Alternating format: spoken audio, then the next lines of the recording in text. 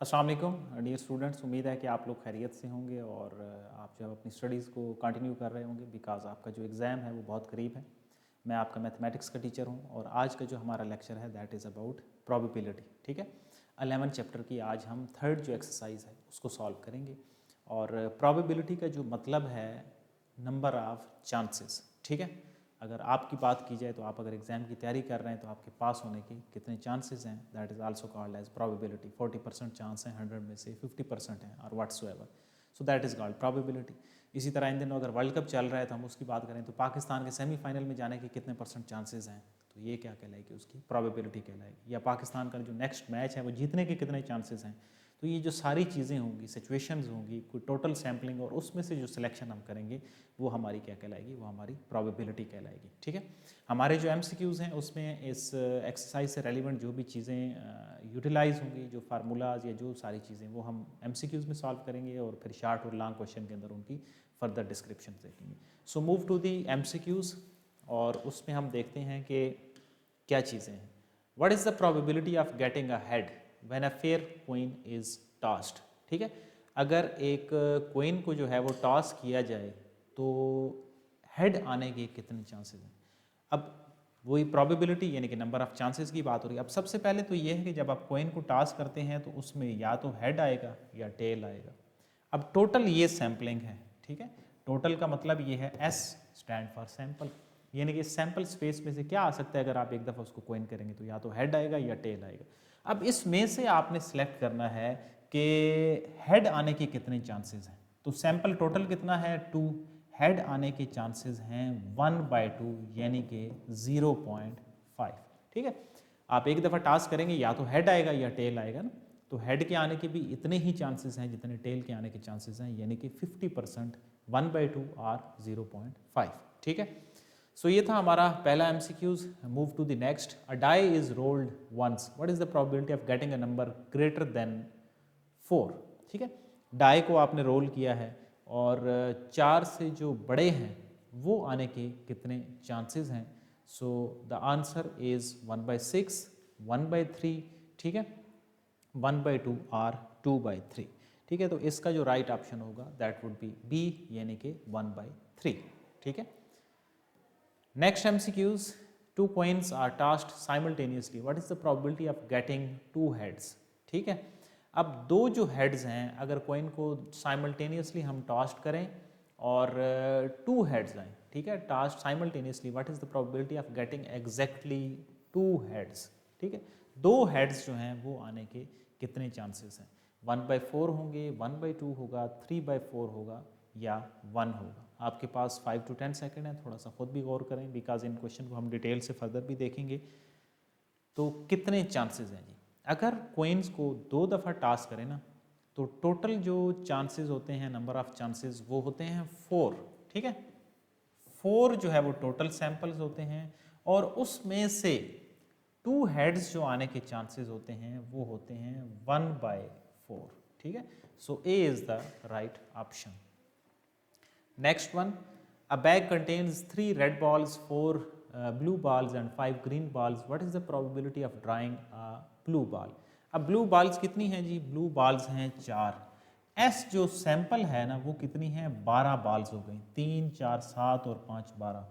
अब इसमें से आपने निकालना है कि ब्लू बाल्स की जो प्रोबेबिलिटी है, सपोज मैं इसको कहता हूँ प्रोबेबिलिटी ऑफ बी जो है वो कितनी है, तो वो आप कहेंगे 4/12। तो राइट ऑप्शन क्या है, सी ऑप्शन इसका राइट है।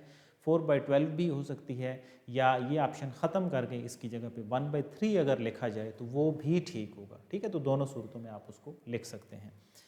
So next one, last MCQs.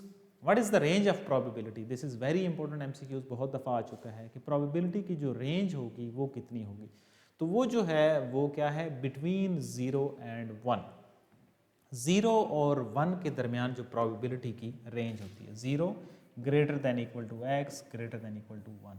0 से पीछे नहीं जाएगी और 1 से आगे नहीं जाएगी। पाकिस्तान के सपोज कोई चांसेस हैं जीतने के 100% चांसेस हैं, तो वो 100/101 हो जाएगा। हम ये नहीं कह सकते कि जो जीतने के चांसेस हैं वो 110% है। ठीक है, तो प्रोबेबिलिटी जो रेंज होगी वो क्या होगी, 0 से 1 के दरमियान होगी। This is very important MCQs. So B is the right option. Now move to the short questions, ठीक है। A letter is chosen randomly from the word Allah, find the probability of getting a vowel. सबसे पहले आपने क्या select करना है, आपने देखना है कि टोटल इसमें से वर्ड कितने हैं, ठीक है।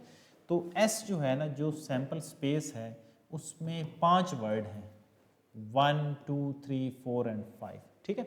अब उसमें से जो प्रोबेबिलिटी आपने निकालनी है वो वॉवल की निकालनी है। अब देखें ये वर्ड हैं ALLAH। अब वॉवल्स क्या होते हैं, AEIOU, ठीक है।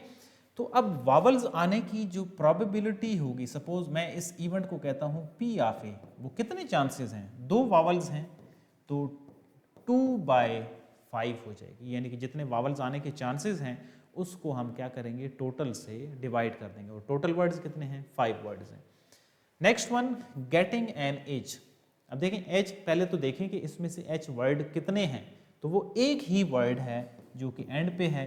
तो अगर मैं इस इवेंट को बी कहता हूं तो प्रोबेबिलिटी ऑफ जो बी होगी वो होगी 1/5, ठीक है। Next one, getting N L. अब देखिए इसमें जो वर्ड एल हैं वो कितने हैं, 1 एंड 2। तो अगर इस इवेंट को मैं सी कहता हूं तो प्रोबेबिलिटी ऑफ जो सी होगी वो होगी 2/5, यानी कि वो जो नंबर्स हैं dividing by total numbers. Next one, getting a consonant. अब सबसे पहले तो चीज़ ये है कि कॉन्सोनेंट्स क्या होते हैं, वावल्स के अलावा जो डिजिट्स होते हैं वो कॉन्सोनेंट कहलाते हैं। मीन्स वावल्स 5 हो गए तो जो बाकी 21 हैं वो आपके क्या कहलाएंगे, वो आपके कॉन्सोनेंट्स कहलाएंगे। सो अगर इसमें देखें तो टोटल 5 वर्ड हैं। अब 2 तो हो गए वावल्स, पीछे रह गए 3 वर्ड, ठीक है। तो अगर मैं इस इवेंट को डी कहता हूं तो प्रोबेबिलिटी ऑफ डी या जो प्रोबेबिलिटी ऑफ कॉन्सोनेंट होगी वो फिर कितनी होनी चाहिए, दैट शुड बी 3/5, यानी कि वो जो कॉन्सोनेंट हैं वो डिवाइडिंग बाय टोटल जो नंबर्स होंगे उसको आप डिवाइड कर देंगे, तो ये आपकी प्रोबेबिलिटी क्या कहलाएगी, कॉन्सोनेंट्स की प्रोबेबिलिटी कहलाएगी। सो ये था हमारा डिटेल में पहला जो शॉर्ट क्वेश्चन है जिसमें हमने हर तरह की जो प्रोबेबिलिटीज़ हैं नंबर्स की वो फाइंड आउट की हैं। अब हम मूव करते हैं अपने नेक्स्ट क्वेश्चन पे और उसमें देखते हैं कि उसमें क्या चीज़ है। नेक्स्ट वन, क्योंकि ये जो टॉपिक है ये 9th में भी है और ये 10th में भी है, ये जो प्रोबेबिलिटी का टॉपिक है that is also in the 9th as well as in the 10th। So मैंने कुछ क्वेश्चन जो है वो 10th वाली बुक है उसमें से भी सिलेक्ट किए हैं और कुछ आपके सिलेक्ट किए हैं, ताकि SLO बेस्ड आपकी प्रिपरेशन भी हो जाए और आपको अच्छी सी चीज़ें समझ भी आ जाए, किसी तरह की चीज़ रह ना जाए। What is the probability of patient testing positive for a disease with either test A or test B given that probability of testing positive जो है that is 0.3, probability of testing positive with test B is 0.4 and the tests are independent, test जो हैं वो independent हैं। अब इसके लिए जब ईदर की बात होती है तो मीन्स यूनियन की बात होगी, A union B, that is equal to probability of A plus probability of B minus probability of A intersection B, ठीक है। तो ये जो है वो इसका फार्मूला है। अब सपोज ये जो टेस्टिंग पॉजिटिव विद A है ना, मैं इसको कहता हूँ कि ये मेरी A प्रोबेबिलिटी है। सो प्रोबेबिलिटी ऑफ A क्या हो जाएगी, 0.3 है। दूसरी जो प्रोबेबिलिटी है, प्रोबेबिलिटी ऑफ B जो है वो 0.4 है। अब ये पहली 2 वैल्यूज तो आपने सिलेक्ट कर ली, but the problem is with the last value and that is P of A intersection B। अब वो आपने निकालनी है। जो P of A intersection B होता है that is equal to probability of A dot probability of B, यानी कि A की प्रोबेबिलिटी और B की जो प्रोबेबिलिटी है वो आपस में मल्टीप्लाई हो जाती हैं इंटरसेक्शन में। सो मीन्स यहाँ पे जो प्रोबेबिलिटी आएगी वो आएगी 0.3 एंड 0.4। ये किसकी प्रोबेबिलिटी है, A इंटरसेक्शन B की प्रोबेबिलिटी है। सो हम क्या करते हैं जी, हमारे पास सारी वैल्यूज़ मौजूद हैं। ये कितना आंसर बन रहा है जी, 0.12। अब सारी वैल्यूज आपके पास हैं, अब आप फार्मूले के अंदर सब्स्टिट्यूट कर सकते हैं। A union B is equal to 0.3 plus 0.4 minus 0.12। ये क्या होगी, ये A यूनियन B की प्रोबेबिलिटी होगी। मीन्स 0.3 प्लस 0.4 माइनस 0.12 आंसर क्या होगा 0.68 जो होगी वो हमारे पास इधर के केस में ए यूनियन बी की प्रोबेबिलिटी होगी। सो ये था हमारा इंपॉर्टेंट क्वेश्चन, क्योंकि इसके अंदर फार्मूला यूटिलाइज हो रहा है, तो आपको जो फार्मूला है वो पता होना चाहिए कि यूनियन के केसेस में क्या फार्मूला बनेगा। ठीक है, आई होप आपको ये क्लियर होगा। Next one is long question. ठीक है, ये भी इंपॉर्टेंट है और इसके जो मल्टीपल पार्ट्स हैं, there are 6 girls sections of class 9। Class 9 के जो गर्ल्स के सेक्शन हैं वो 6 हैं। ठीक है, उनके यहाँ पे जो हैं वो नाम दिए गए हैं। उनके नाम क्या क्या गिवन हैं? Teal, orchid, mauve, hazel, Jeffrey and denim. ये सारे जो हैं वो उन गर्ल्स सेक्शंस के नाम हैं। अब इसके अकॉर्डिंग क्या चीज़ है, इसके अकॉर्डिंग डिफरेंट सिचुएशंस होंगी। इन सिचुएशंस में से आपने सिलेक्शन करनी है। First one, find the probability of selecting a girl from the hazel section. ठीक है, जो इसका पहला पार्ट है कि आपने हेजल सेक्शन के अंदर प्रोबेबिलिटी को फाइंड आउट करना है। ओके, अब इसी तरह फिर इसका नेक्स्ट पार्ट क्या है? Find the probability of not selecting a girl section from the hazel. अब दूसरा पार्ट क्या है कि आपने वो वाली सिलेक्शन करनी है जिसमें हेजल ना हो। ये हो गया हमारा सेकंड पार्ट। फिर हम आते हैं अपने थर्ड पार्ट पे, verify that the answer of the both probability add up to the unity. यानी कि इन दोनों जो आंसर्स हैं अगर हम इनको ऐड करें तो इनका आंसर क्या आना चाहिए? 1 के इक्वल, यानी कि यूनिटी आना चाहिए। Next one is verify that the answer of both are unity. Next, if 6 girls are to be selected find the expected frequency. फिर हमारा क्वेश्चन है कि फ्रीक्वेंसी क्या होती है, एक्सपेक्टेड फ्रीक्वेंसी क्या होती है। वो फार्मूला हम क्वेश्चन के अंदर भी आल्दो यूटिलाइज करेंगे। वैसे क्या होता है? Probability multiply number of trials, यानी कि कितने ट्रायल्स आप ले सकते हैं मल्टीप्लाई नंबर ऑफ प्रोबेबिलिटी, तो वो हमारे पास एक्सपेक्टेड फ्रीक्वेंसी हो जाएगी। नेक्स्ट है, if the 60 girls are to be selected. अगर एक की बजाय 60 जो लड़कियां हैं उनको हमें सिलेक्ट करना हो तो उसकी जो एक्सपेक्टेड फ्रीक्वेंसी है वो कितनी होगी? यानी कि नंबर ऑफ ट्रायल्स जो हैं वो 60 हैं, प्रोबेबिलिटी वही एक आपने सिलेक्ट करनी है टोटल के अंदर से, और टोटल कितनी है? 6। ठीक है, तो वो इसी तरह आप उसको फाइंड आउट कर सकते हैं। But move to the first part. अब ये सारी जो है ना वो डाटा मैंने यहाँ पे आपको डिफाइन कर दिया। अब इस डाटा को हम बारी बारी लिखेंगे और इसके जो सारे पार्ट्स हैं उनको सॉर्ट आउट करेंगे। फर्स्ट वन, कितने सेक्शंस हैं 9th के? टोटल जो हैं वो सैम्पलिंग कितनी है? वो 6 है। तो उन 6 के जो नाम हैं वो क्या हैं? एस, यानी कि जो सैंपल स्पेस है वो उसमें क्या क्या चीज़ें हैं?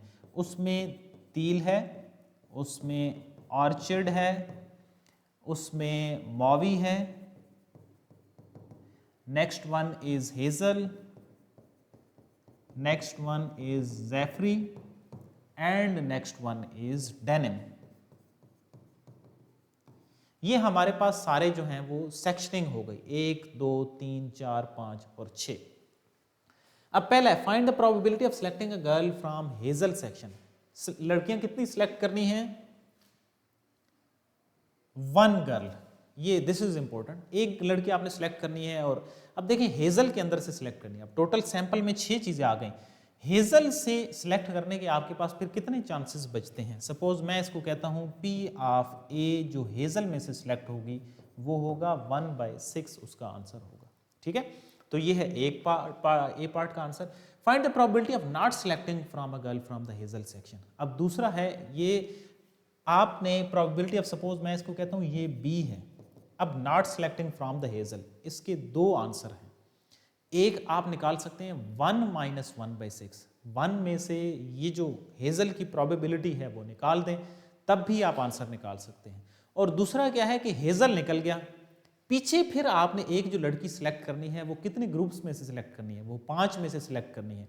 तो दूसरा जो आंसर होगा वो होगा, डायरेक्टली आप 5/6 भी लिख सकते हैं। यानी कि टोटल कितने हो गए? 6, और 6 में से 5 का आपके पास ऑप्शन मौजूद है तो वो 5/6 हो जाएगा। Next C part, verify that the answer of both are added up to the unity.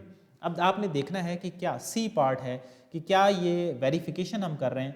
Suppose verify मैं यहाँ पे लिख देता हूँ। Okay, so 1/6 plus 5/6, 1 + 5, 6/6 is equal to 1। तो ये हो गया हमारा सी पार्ट, जिसमें हमारे पास वेरीफाई हो रहा है कि इन दोनों को मिला के जो प्रोबेबिलिटी बन रही है वो ये चेक करना है कि क्या वो 1 से ग्रेटर तो नहीं हो रही, तो that is equal to unity, यानी कि वो 1 के इक्वल आ रही है। अब अगला पार्ट कौन सा है जी, if 6 girls are to be selected find the expected frequency of from the orchard section. ठीक है, एक्सपेक्टेड फ्रीक्वेंसी आपने अब निकालनी है आर्चर्ड जो सेक्शन है उसके अंदर से। मैं पहले भी जो है वो इसका फार्मूला आपको बता चुका हूँ। अब आपने, मैं इसको पहले रब कर देता हूँ और यहाँ पे मैं सिलेक्ट कर देता हूँ ताकि आपको समझ सही से आए।